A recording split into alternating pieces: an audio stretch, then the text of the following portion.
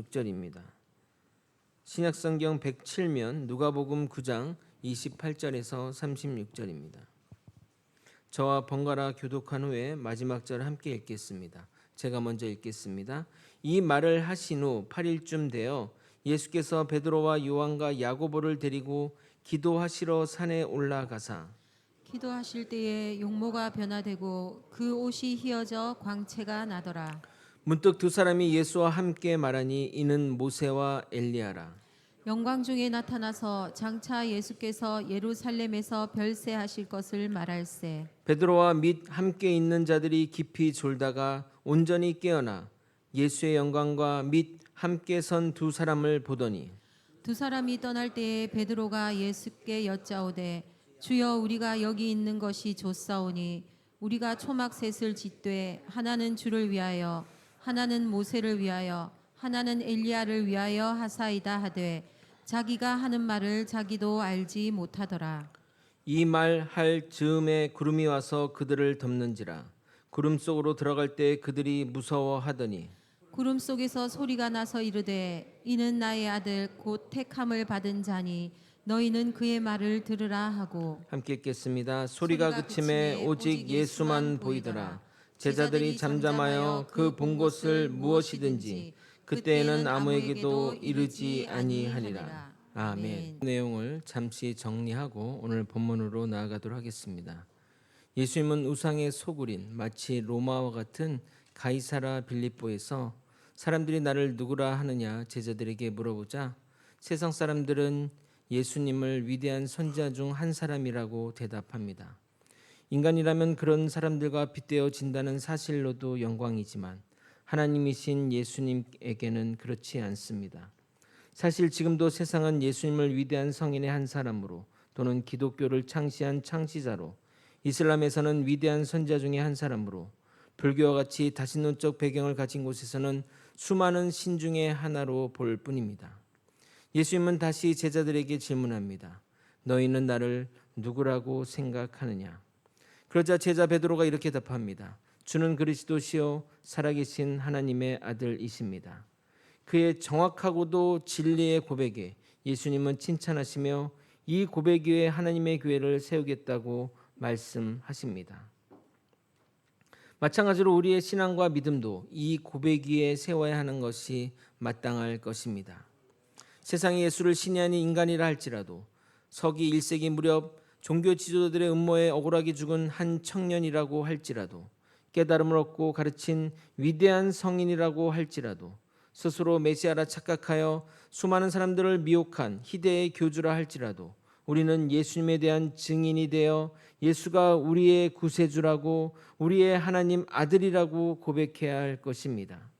그동안 수세기 동안 수많은 사람들이 이 고백을 위해 목숨을 걸었고 이 고백 하나로 십자가에 달려 죽기도 목이 베어 죽기도 굶주린 사자의 밥이 되기도 돌에 맞아 죽기도 했습니다. 그들의 목숨 건 고백 위에 지금의 기독교 교회가 세워져 있는 것입니다.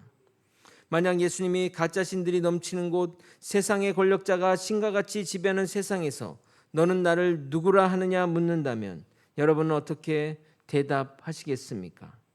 또는 그 고백 하나로 목숨을 걸어야 할 곳에서 여러분에게 예수님이 물으신다면 무엇이라고 답하시겠습니까?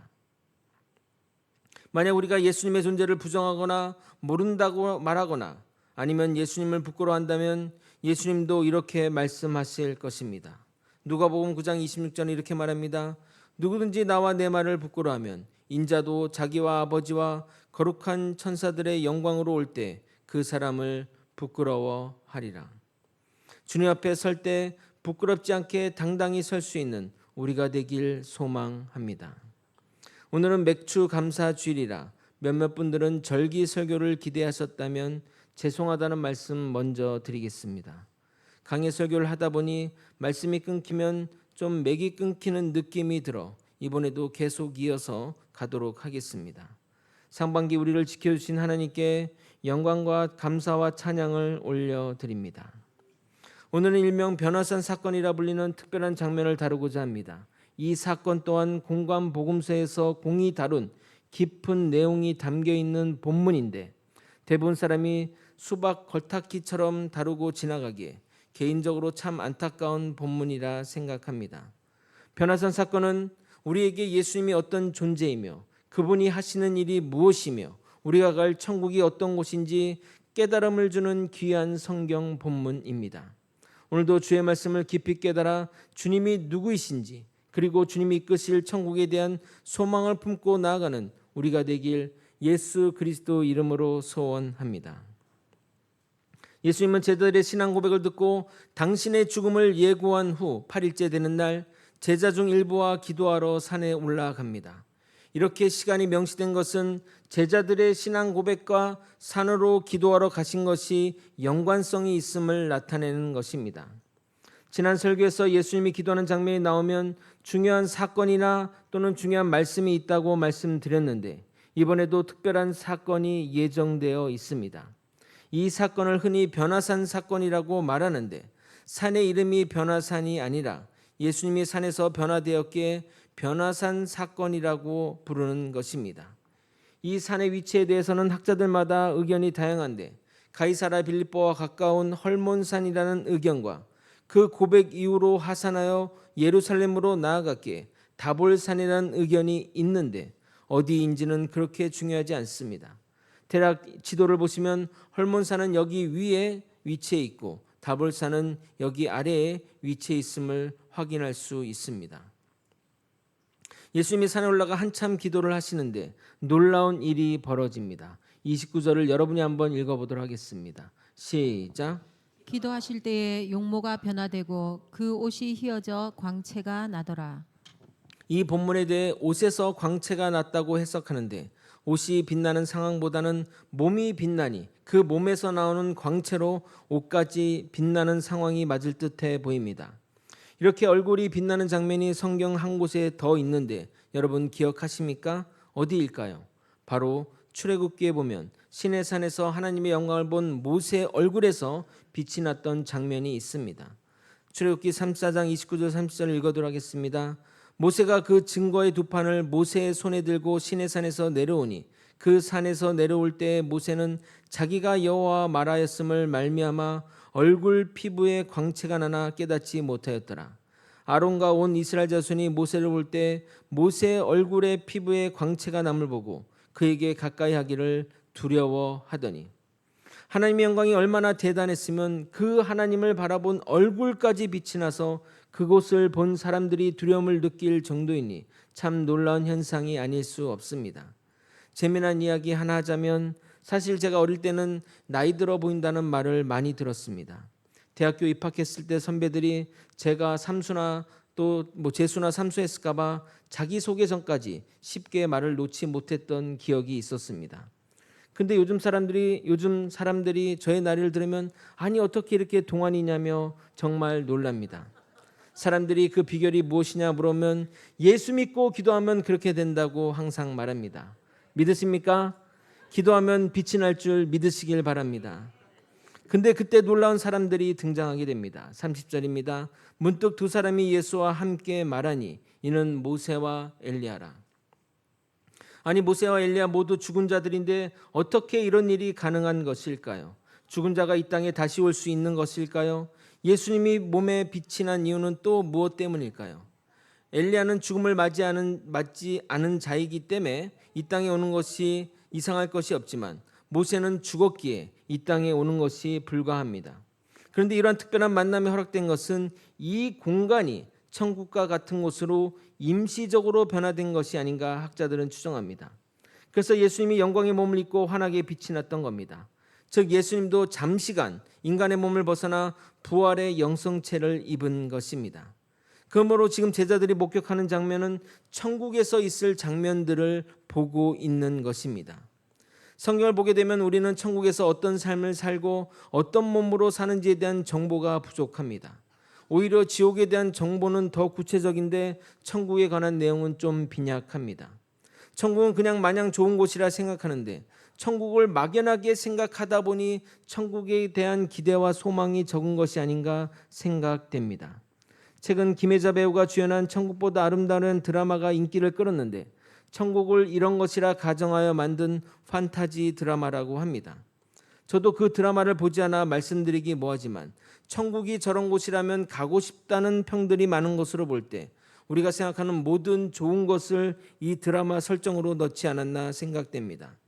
거짓이나 없는 내용으로 천국이 이럴 것이라 해서는 안 되지만 천국이 어떤 곳인지를 잘 안다면 사람들이 죽는 것에 대해 걱정하거나 불안해하지는 않을 것입니다. 정말 좋은 곳이라는 확신이 있다면 와 이제 정말 좋은 곳으로 가는구나 하며 모두가 죽음을 두려워하지 않을 것입니다. 저는 이 본문이 천국에 대한 모습을 나타내는 본문이라 생각하여 그 부분을 말씀드려 보도록 하겠습니다. 만일 현실적인 공간이라면 모세와 엘리야 그리고 예수님의 만남은 있을 수 없습니다. 죽은 자가 이 세상에 오는 것은 불가하기 때문입니다. 동시에 우리는 천국이 이 세상과 공간적으로 완전히 분리된 다른 곳으로 생각하는데 요한계시록을 보게 되면 천년왕국을 이 땅에서 누리는 것으로 설명하고 있습니다. 이것은 무천년설, 전천년설 동일한 의견입니다. 아직 요한계시록 강의를 하지 않아 제가 하는 이 말을 이해하지 못할 것인데 내년에 요한계시록 강의를 하면 그때 자세히 말씀드리고 결론적으로 말씀드리면 천국은 이 세상이 변하여 천국이 될 수 있게 주 예수와 함께하면 이 땅에서도 천국을 누릴 수 있는 것입니다.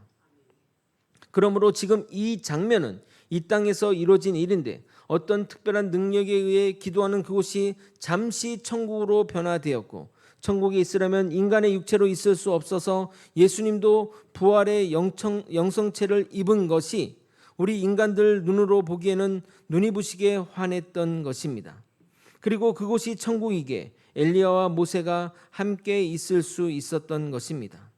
어느 학자들은 제자들이 본 장면은 실제가 아니라 꿈에서 본 것이 아닌가 말하기도 하는데 성경은 정확하게 이렇게 말하고 있습니다. 32절을 여러분이 한번 읽어보도록 하겠습니다. 시작.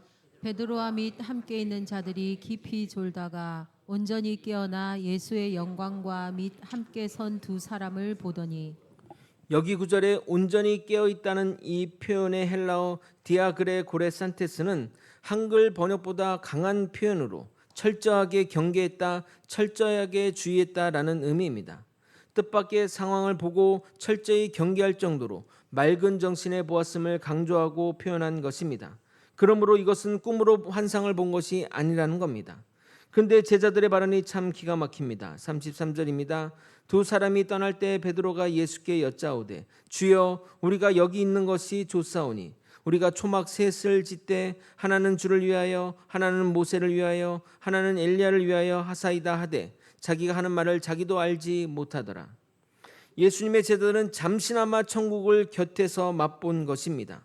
비유적으로 설명하면 너무나 멋진 호텔에서 단지 로비에만 있었던 것인데 그곳이 좋다며 여기에 있자고 하는 상황이며 화장품 본품을 사용하기 전에 샘플만 발라본 상황인데 그것이 너무 좋다며 평생 샘플만 써도 되냐고 하는 상황과 같은 것입니다. 그렇다고 한다면 본품인 천국은 얼마나 좋을까요? 천국이 얼마나 좋기에 여기 초막이라도 짓고 지내자고 하는 것일까요? 물론 이 본문을 통해 우리가 추상적으로만 천국을 접할 수 없어 또 아쉽지만 천국은 너무나도 좋은 곳이 분명합니다. 그럼 왜 모세와 엘리야는 예수님을 방문한 것일까요? 그리고 무슨 대화를 나눴을까요? 이 만남의 영적 의미는 또 무엇일까요? 하나씩 살펴보도록 하겠습니다. 모세는 율법의 대표자이고 엘리야는 선지자의 대표입니다. 이 둘의 등장은 구약 성경 전체가 예수님을 증거하고 있다는 것을 나타내는 것입니다. 거기다가 예수님은 율법을 완성하기 위해 오셨고 선지자의 예언을 성취하기 위해서 오셨습니다. 그래서 예수님은 우리에게 이렇게 말씀하십니다. 마태복음 5장 17절 내가 율법이나 선지자를 폐하러 온 줄로 생각하지 말라. 폐하러 온 것이 아니요 완전하게 하려 함이라. 그럼 왜 하고 많은 사람들 중에 모세와 엘리야일까요? 다윗, 여호수아, 요셉, 아브라함 등등 구약을 대표하는 인물들이 참 많은데 이 두 사람이 선택된 이유가 무엇이라고 생각하십니까? 그 둘은 예수님과 연관이 매우 깊은 사람들입니다. 과거 하나님은 이스라엘 백성들에게 모세와 같은 선지자를 세울 것이니 그의 말을 들으라고 말씀하셨습니다. 여기에 모세와 같은 선지자는 예수 그리스도를 가리키는 표현입니다. 그래서 베드로 사도는 이 예언이 예수로 인해 성취되었음을 선포한 것이고 예수가 하나님이 말한 참된 선지자임을 백성들에게 말했던 것입니다. 사도행전 3장 21절 22절입니다. 하나님이 영원전부터 거룩한 선지자들의 입을 통하여 말씀하신 바 만물을 회복하실 때까지 하늘이 마땅히 그를 받아두리라. 모세가 말하되 주 하나님이 너희를 위하여 너희 형제 가운데서 나 같은 선지자 하나를 세울 것이니 너희가 무엇이든지 그의 모든 말을 들을 것이라. 그러므로 율법의 수혜자이자 선지자이자 이스라엘을 구원으로 이끌었던 모세는 예수님을 예표하는 인물입니다. 예수님 또한 율법을 완전하게 하시며 우리의 미래를 예언하시고 온 세상 온 민족을 구원으로 이끄시는 분이기 때문입니다. 그럼 엘리야는 왜 소환되었을까요? 구약 성경을 보면 가장 마지막 성경인 말라기에 보면 이런 말씀이 있습니다. 말라기 4장 5절입니다. 보라, 여호와의 크고 두려운 날이 이르기 전에 내가 선지자 엘리야를 너희에게 보내리니. 여호와의 크고 두려운 날은 일반적으로 심판의 날을 의미하지만 신약의 맥락에서는 예수님의 초림과 재림을 모두 포괄하는 단어입니다. 그러므로 예수 그리스도가 오기 전에 사람들의 마음을 주님께로 돌리는, 즉 회개를 선포할 자가 와야 하는 것이고, 그 자가 예수님의 말씀에 따르면 세례 요한이지만 진짜 엘리야가 등장함으로써 예수님의 존재를 더욱 부각하고 있는 것입니다. 너무 어려운 내용이라 우리가 이런 것을 알 필요 있느냐 생각하실 분도 있지만 절대 그렇지 않습니다. 지금 하나님은 제자들에게 너희가 스승으로 모시고 있는 예수님은 스스로 그리스도시요 살아계신 하나님의 아들이라 주장하는 것이 아니라 이렇게 명백한 증인, 그것도 모세와 엘리야라는 두세 증인을 통해 예수님이 어떤 분인지를 알리고 계신 것입니다. 그러므로 예수님은 당신의 말씀으로 증거하시고 이적으로 보여주시고 증인을 통해 확증하시는 것입니다. 주는 그리스도시요 살아계신 하나님의 아들이심을 말입니다. 제가 여러분에게 자주 강조하는 것이 바로 이것입니다. 우리의 영적인 체험도 중요하고 기적의 경험도 중요하지만 그것은 시간이 지날수록 옅어지고 인간의 기억은 참 요상하여 그때는 확실하게 하나님의 역사라고 말하지만 시간이 지나 원래 될 일이 된 일인가, 우연한 것을 내가 좋게 해석한 것이 아닌가 하는 사람들을 정말 많이 보아왔습니다. 그로 인해 믿음이 흔들리고 신앙이 휘청거리는 경우까지 발전하게 됩니다. 그러나 이성으로 다져진 진리는 절대 흔들리지 않습니다. 그래서 아는 것이 정말 중요하다고 말씀드리는 겁니다. 무조건 믿어, 믿으면 믿어져, 이런 말은 진리 위에 신앙을 세우고 나서도 늦지 않습니다. 아는 것이 기반이 되고 거기에 체험과 경험이 더해질 때 흔들리지 않는 신앙이 되는 것입니다. 제가 좋아하는 성경 구절을 한번 읽어드리도록 하겠습니다. 에베소서 4장 13절. 우리가 다 하나님의 아들을 믿는 것과 아는 일에 하나가 되어 온전한 사람을 이루어 그리스도의 장성한 분량이 충만한 데까지 이르니. 여기도 믿는 것과 아는 것이 하나가 될 때 온전한 사람이 된다고 말하며 그 온전한 사람이 그리스도의 장성한 분량까지 나아간다고 말하고 있습니다. 그래서 항상 우리가 성경을 볼 때 왜 예수님이 변화되셨고 왜 예수님 그 자리에 모세와 엘리야가 나타난 것이고 이것을 통해 우리에게 하시고자 하는 말씀은 무엇인가 하며 고민하며 접근하시기를 부탁드립니다. 하나님이 하시는 일은 그냥 하는 일이 없습니다. 우리가 하나님의 일하심을 몰라서 그냥 산에서 기도하다 보니 모세와 엘리야가 온 것이고 예수님이 그들과 대화하는 모습을 보며 제자들은 우와 너무 좋네요, 여기서 살고 싶어요, 나는 생뚱맞는 이야기를 하는 것이 아니라는 겁니다. 성경은 아는 만큼 더 볼 수 있는 것입니다. 이런 것을 성경 공부라 여기지 마시고 보물을 찾아가는 진리의 탐구로 생각해 주시길 부탁드립니다. 그럼 예수님은 모세와 엘리야를 만나 무슨 대화를 나눈 것일까요? 이것이 오늘 설교의 핵심입니다. 31절을 여러분이 한번 읽어보도록 하겠습니다. 시작. 영광 중에 나타나서 장차 예수께서 예루살렘에서 별세하실 것을 말할세. 여기 31절에 영광 중에 나타난 이들은 바로 모세와 엘리야입니다. 모세와 엘리야가 나타나 예수님에게 수태고지 하는 것처럼 하나님의 뜻을 전달하는데 그 뜻은 예루살렘에서 예수님이 죽을 것을 전달한 것입니다. 물론 예수님은 본문 9장 22절에 제자들에게 당신이 죽을 것을 미리 말씀하셨듯이 이 사실을 알고 있습니다. 그러므로 이것은 예수님이 말씀하신 것을 이렇게 두 증인이 하나님의 말씀임을 확증해 주는 것입니다. 예수님 개인의 생각이나 개인의 말이 아니라 하나님이 이렇게 하셨고 하나님의 말씀이라는 것을 확증해 주는 겁니다. 그런데 여기에 정말 중요한 단어가 있습니다. 바로 별세인데 이 별세의 헬라어가 엑소돈이고 이 단어의 원형이 엑소도스입니다. 이제 영어를 아시는 분은 좀 눈치채셨겠지만 출애굽기를 영어로 뭐라고 하는 줄 아십니까? 바로 엑소더스라고 말합니다. 그러므로 성경이 말하는 죽음의 의미는 이 땅의 삶을 벗어나서 하나님이 예비한 곳으로 나아가는 것을 말합니다. 출애굽 백성들이 가장 가고 싶었던 곳이 어디일까요? 바로 가나안 땅입니다. 그래서 가나안 땅이 하나님의 땅 천국을 예표한다고 말하는 겁니다. 서두에 이 본문이 천국에 대한 모습을 보여준다고 말씀드렸습니다. 우리가 이 땅을 떠나 천국으로 가는 것은 엑소도스, 즉 출애굽을 하는 겁니다. 애굽이 아무리 좋다 할지라도, 세상이 아무리 좋다 할지라도 천국보다 더 좋겠습니까? 우리는 세상을 떠나 천국에 가는 것은 절대 슬픈 일이 아닙니다. 남은 가족에게 좀 미안한 일이지만 정말 좋은 일입니다. 우리 모두 즐겁게 엑소도스 합시다. 아멘. 그러므로 이 변화산 사건이 상징하는 영적 의미는 모세가 이스라엘 백성들을 애굽에서 출애굽시켜 약속의 땅 가나안 땅으로 이끌었던 것처럼 예수님이 우리 모두를 죄와 사망에서 건져서 천국으로 이끄시는 최출애굽의 중보자이심을 나타내고 있는 것입니다. 그래서 예수님의 십자가 사역이 단순한 죽음이 아니라 우리를 새로운 구원 사역, 새 출애굽을 통해 천국으로 이끄시는 놀라운 일인 것입니다. 그것을 변화산에서 모세와 엘리야가 예수님께 말씀드린 것입니다. 그리고 그 끝에 우리도 예수님처럼 몸이 변화되어 영광의 몸으로 귀환할 것을 상징적으로 나타내 보여주고 있습니다. 이제 최종 결론으로 나아갑니다.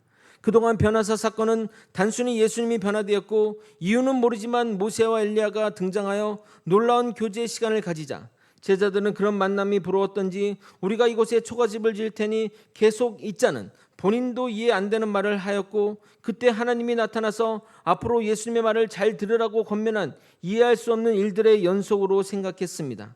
그러나 이제 변화산 사건은 예수님이 누구이시며 무슨 일을 하시러 오셨는지 하나님이 보내신 두 사자를 통해 구속사의 핵심인 예수 그리스도의 십자가와 부활 그리고 그분의 정체성을 제자와 우리들에게 확증하는 사건인 것입니다. 그 가운데 율법과 선지자의 완성을 보여주시며 예수님의 신성을 나타내고 새 출애굽의 시작을 알리며 그리고 영광의 몸으로 부활할 것을 총체적으로 보여주신 것입니다.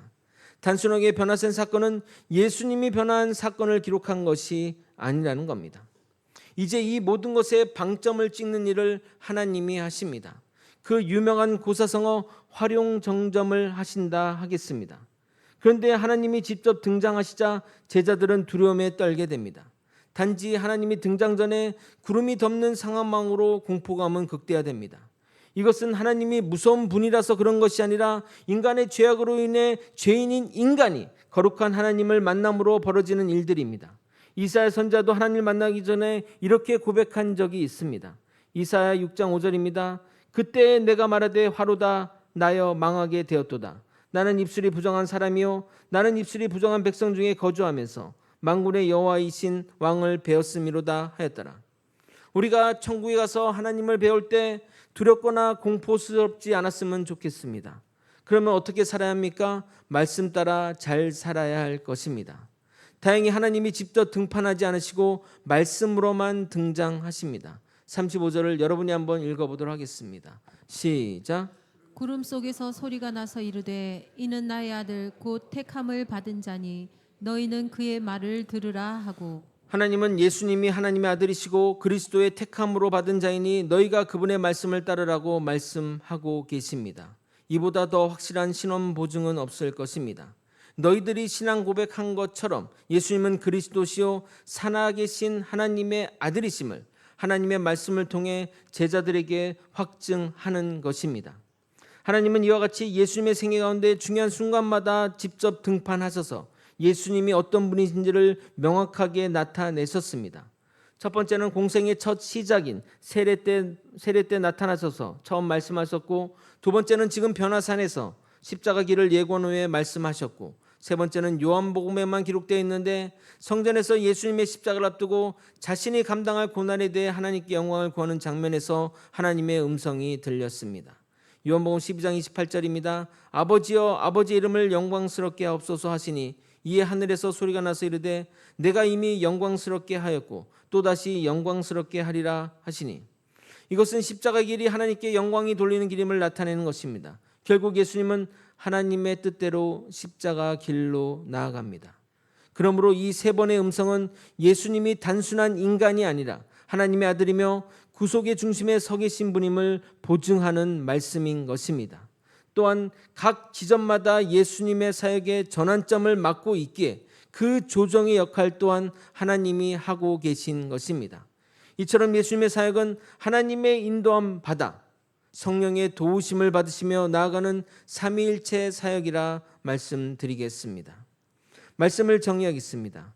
혹 좀 어려운 내용을 말씀드렸는데 변화산 사건은 기도 중에 예수님이 변화되어 구약의 인물들이 등장한 특이한 사건이 아니라 예수를 구주로 고백한 제자들 앞에 당신이 하나님의 아들이시고 우리를 구원하시기에 즉 세상으로부터 출애굽시키려고 오신 그리스도임을 증거와 증인으로 증명하는 시간인 것입니다.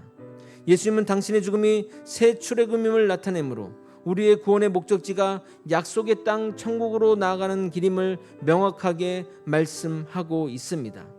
우리가 나아갈 천국은 세상 어느 곳보다 좋은 곳입니다. 우리의 인생을 걸만한 기대하고 기다릴 만한 곳입니다. 무엇보다 그곳에는 주님이 우리와 함께 계십니다. 구약의 율법과 선지자의 예언의 성취로 오신 예수님을 구주로 삼아 저 천국을 기쁨으로 나아가는 저와 여러분이 되시길 예수 그리스도 이름으로 축원드립니다. 함께 찬양하고 기도의 자리로 나가도록 하겠습니다. 내 영혼이 은총 입어 찬양하시겠습니다.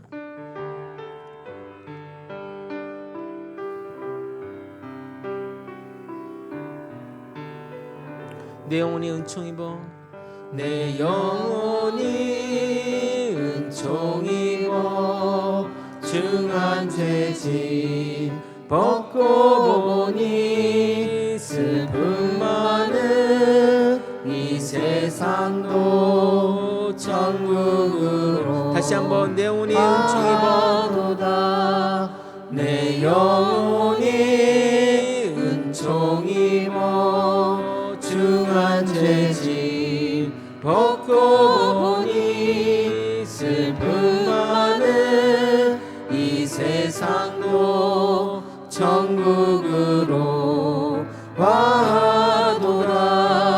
할렐루야 찬양하세. 내 모든 죄 사함 받고 주 예수와 동행하니 그 어디나 하늘 주의 얼굴 뵙기 전에 주의 얼굴 뵙기 전에 멀리 뵈던 하늘나라 내 맘속에 이뤄지니 날로 날로 가깝도다. 할렐루야 찬양하세. 내 모든 죄 사함 받고 주 예수와 동행하니 그 어디나 하늘나라 그 어디나. 여러분 가슴에 손을 얹고 눈을 감고 기도하시겠습니다. 높은 산이 거친 들이 조막이나 궁궐이나 내 주 예수 모신 곳이 그 어디나 하늘나라. 할렐루야 찬양하세. 내 모든 죄 사함 받고 주 예수와 동행하니 그 어디나. 할렐루야 찬양하세. 할렐루야 찬양하세. 내 모든 죄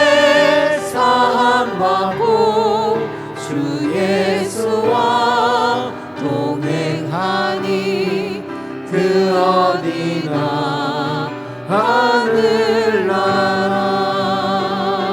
우리는 변화성 사건을 통해 다시 한번 예수님이 하나님의 아들이시며 그리스도이심을 확신해야 할 것입니다. 그분의 별세는 단순한 죽음이 아니라 우리를 천국으로 이끄는 새 출애굽임을 깨닫고 그분을 따라가는 우리가 되어야 할 것입니다. 그리고 우리가 나갈 천국은 정말 좋은 곳입니다. 우리의 전 인생을 걸어도 모자라는 천국을 향해 간절한 소망을 품고 그곳을 그리며 살아가는 저와 여러분이 되시길 예수 그리스도 이름으로 소망합니다.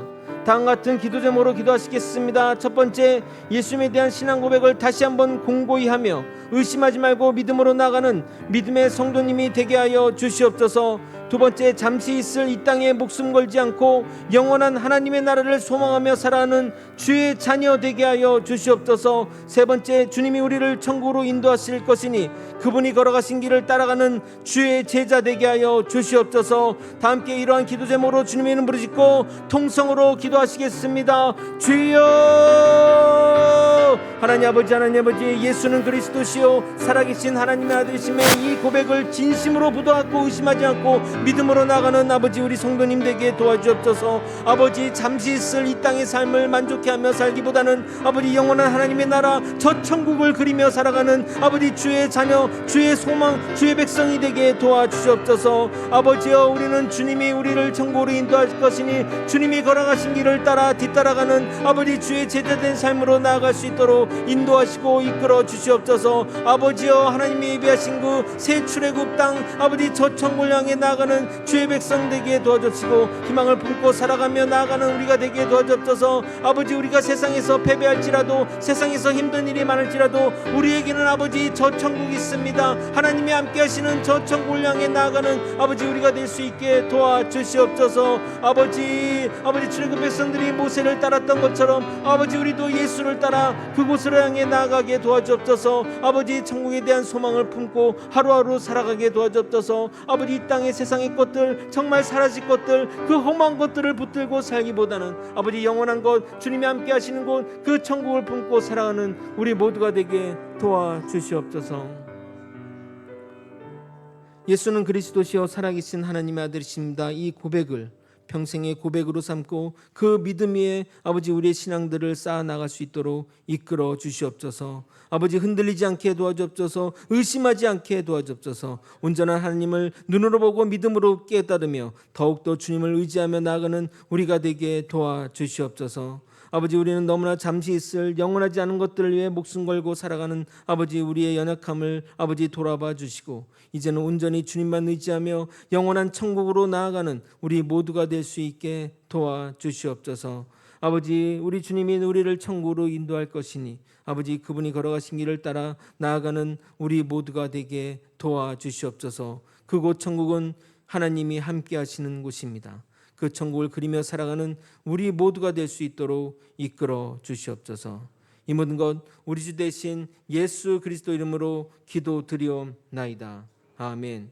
지금은 우리 구주 예수 그리스도의 은혜와 우리 하나님 아버지의 크신 사랑과 성령 하나님의 감동감화 교통 역사하시는 귀한 은총이 예수님이 우리의 유일한 구원자이심을 믿으며 세상의 헛된 것을 버리고 주님이 우리를 이끄시는 천국을 기대하며 살아가는 믿음의 성도님 머리 위에, 그 가정 위에, 그리고 거제 소망교회 위에 이제로부터 영원히 함께 있을지어다. 아멘.